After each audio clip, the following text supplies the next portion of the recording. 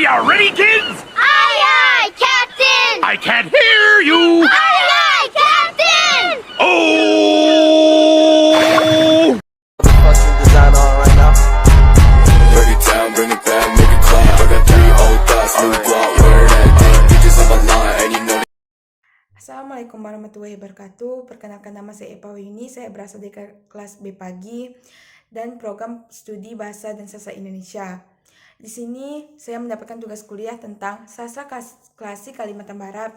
Di sini saya mengambil tentang sastra dari Sukadana Kabupaten Kayong Utara. Yang pertama judulnya Cerita Legenda Nek Gasi dan Muhammad. Di sini saya akan membacakan cerita sastranya dulu. Suasana alam di kota kerajaan sungguh membuat betah. Gunungnya hijau menjulang, sungai-sungai mengalirkan air yang jernih, banyaknya suara binatang di hutan sekitar kerajaan seperti nyanyian alam yang memberikan kedamaian. Penduduk kerajaan yang sebagian besarnya beraktivitas sebagai petani. Alkisah kerajaan yang terkenal makmur dan tentram, hiduplah 3 bersaudara yang sangat rukun dan bersahabat.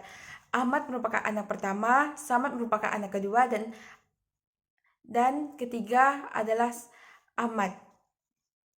Di sini hiduplah 3 bersaudara yang hidup rukun. Suatu hari, ayahnya menyuruh 3 anaknya untuk mencari ilmu ke negeri seberang. Siapa dulu yang mendapatkan ilmu, pengalaman, jodoh, dia akan memimpin kerajaan dan menggantikan ayahnya tersebut. Cerita yang kedua itu cerita di Sumpah Pohon Kedondong, Bangkitnya Orang Kayong. Cerita ini bermula dari hantu bangkit atau orang kayung ialah salah satu misteri yang populer di kalangan masyarakat Melayu Sarawak di sebelah seberang.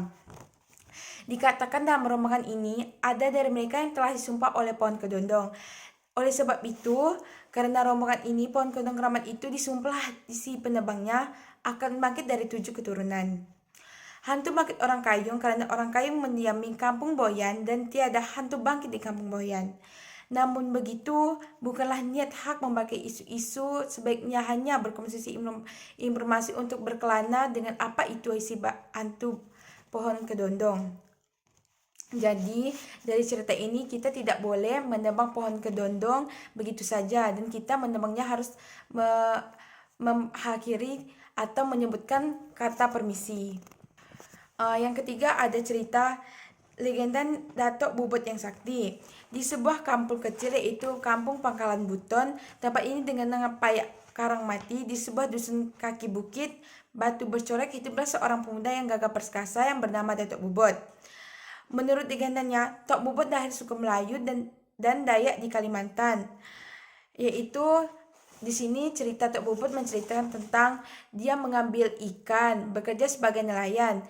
Suatu hari nelayannya atau bubuinya dicuri oleh seseorang yang tidak bertanggung jawab, dan di suatu hari itu Datuk Bubut marah dengan seseorang dan tidak bisa menghentikan emosinya, dan dia terus marah tanpa memaafkan seseorang itu.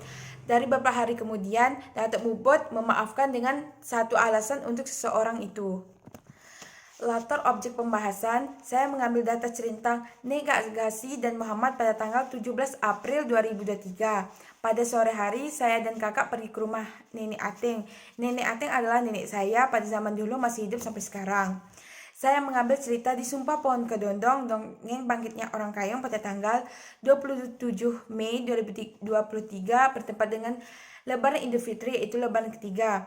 Pada pagi hari, saya bersama keponakan saya pergi ke rumah datuk saya untuk menceritakan tentang sastra klasik yang ada di Kabupaten Kayong Utara, khususnya Sukadana. Yaitu datuk saya menceritakan dengan penuh mudah dimengerti, dan saya menulis setelah datuk saya menceritakan cerita itu.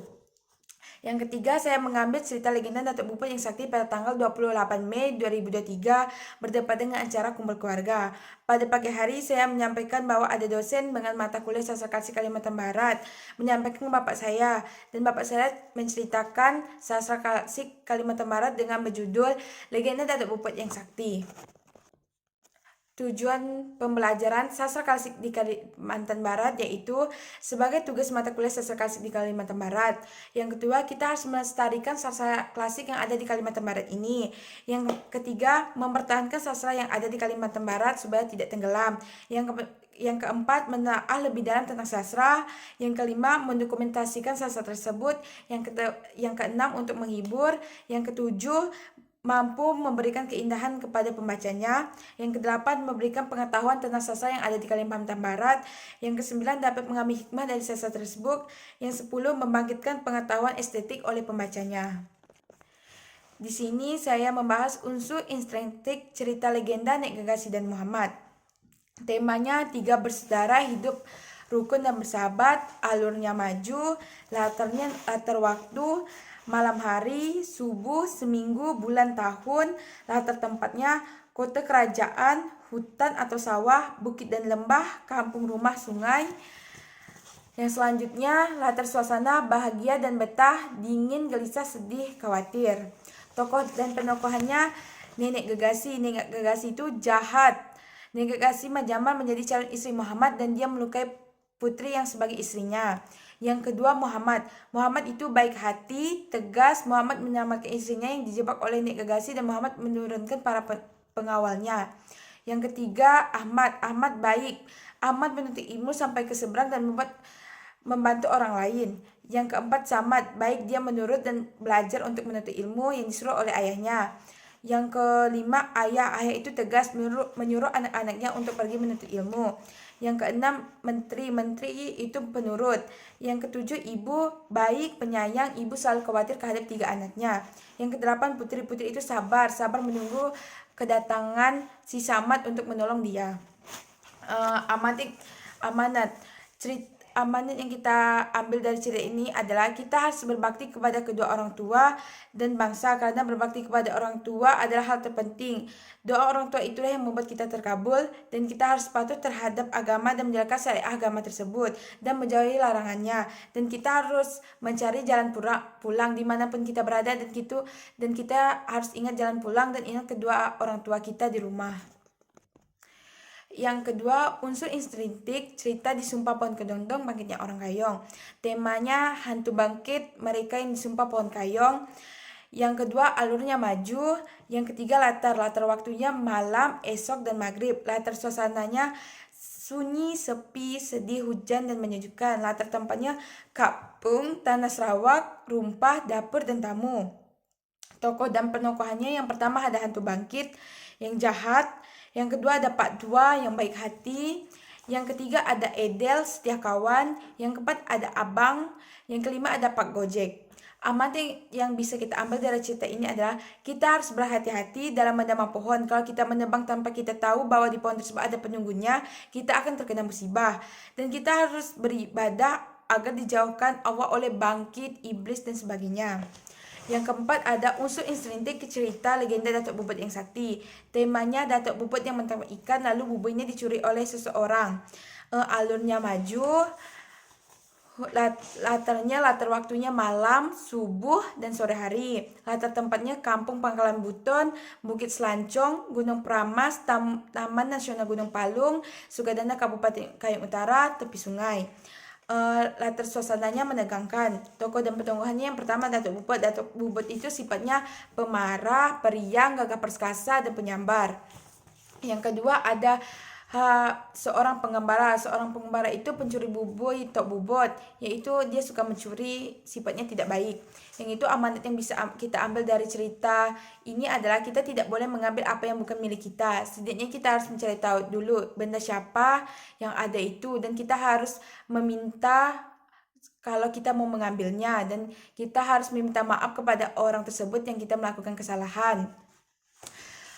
Dan kesimpulan dari cerita ini adalah yang pertama, cerita Nek Gegasi dan Muhammad adalah menceritakan tentang 3 bersaudara merupakan anak kerajaan. Atas anjuran oleh orang tuanya, 3 bersaudara merantau ke dinding seberang untuk mencari ilmu, belajar, mengembara, pengalaman, dan pendamping hidup. Siapa dulu yang membawa pulang pendampingnya, disitulah dia akan menggantikan ayahnya untuk menjadi pendamping, menjadi penunggu kerajaan. Yang kedua, cerita disumpah pohon kedondong bangkit orang kayu adalah cerita tentang pohon kedondong yang disumpah yang menebang pohon kedondong itu secara sembarangan. Siapa yang menebang pohon tersebut tanpa sepengetahuan atau meminta izin dulu kepada siapa, dan dia akan dihantui atau dibangkiti. Yang ketiga, cerita legenda Datuk Boboi yang sakti adalah cerita tentang merupakan nenek moyang yang asal dari Kalimantan Barat. Pekerjaan setiap harinya memasang bubui, menangkap ikan sebagai penuh kebutuhan sehari-hari.